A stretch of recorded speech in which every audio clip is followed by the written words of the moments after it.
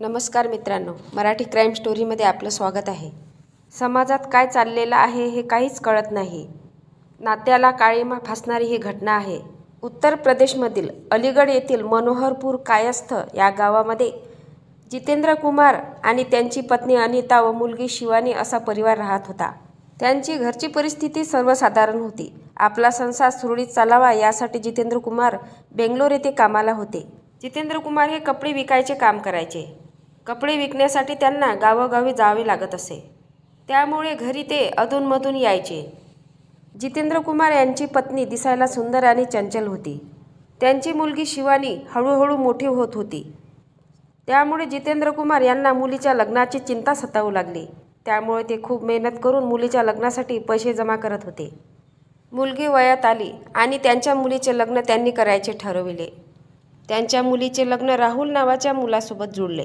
राहुल याचे वय 20 वर्षाचे होते। घरात लग्न जुळल्यामुळे लग्नाची तयारी सुरू होती।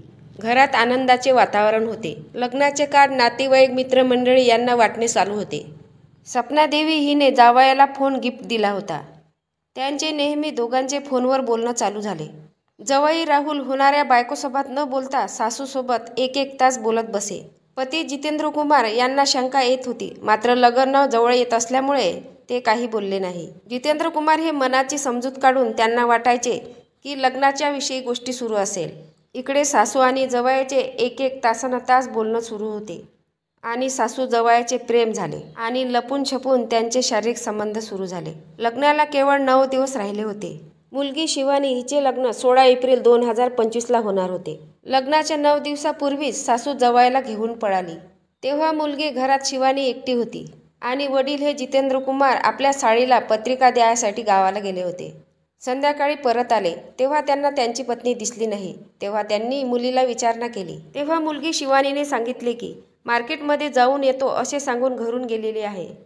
पती जितेंद्र कुमार यांना वाटले पत्नी संध्याकाळपर्यंत वापस येईल, मात्र त्यांची पत्नी संध्याकाळ होऊनही घरी परत आली नाही। त्यांनी नातेवाईक मित्रमंडळींना फोन लावले, शेजारा पाजारांना विचारणा केली, मात्र पत्नी अनिता हिचा पत्ता लागला नाही।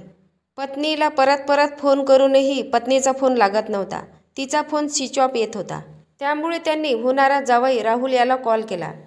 जावई राहुल याने पण फोन उचलला नाही। जितेंद्र कुमार यांनी जावयाला परत फोन केला, तेव्हा शेवटी जावयाने फोन उचलला। जितेंद्र कुमार यांनी पत्नीविषयी जावयाला विचारपूस केली, तेव्हा जावयाचे उत्तर ऐकून जितेंद्र कुमार यांना धक्काच बसला। जावयाने म्हटले, तुमच्यासोबत तिने 20 वर्ष काढले आहे। तुम्ही तिला खूप त्रास दिला आहे। ती आता माझ्यासोबतच राहणार, मी तिला सुखी ठेवणार। जितेंद्र कुमार यांच्या तळपायाची आग मस्तकात गेली। शेवटी त्यांनी पोलीस स्टेशन गाठले आणि पोलीस स्टेशनमध्ये जाऊन रिपोर्ट दिला। त्यांना कळले की पत्नी अनिता ही घरून जाताना सोन्याचे दागिने आणि पैसे घेऊन गेली। मुलीच्या लग्नाला केवळ 9 दिवस राहिले होते, मात्र मुलीचं भविष्य न पाहता ती स्वतः जावयाला घेऊन पळाली। पोलिसांनी शिवानी आणि जितेंद्र कुमार यांचे बयान घेतले, तेव्हा त्यांनी सांगितले की आमचे दागिने आणि पैसे परत द्यावे, तिला जिथे जायचं आहे ते जाऊ शकते। या घटनेमध्ये पोलिसांनी म्हटले की आम्ही त्यांच्यावर केस करू शकत नाही। ते दोघे बालिक आहेत, स्वतःच्या मर्जीने पळून गेलेले आहेत, मात्र घरातील दागिने आणि पैसे घेऊन पळाली, त्यामुळे पोलीस तिचा शोध घेत आहे।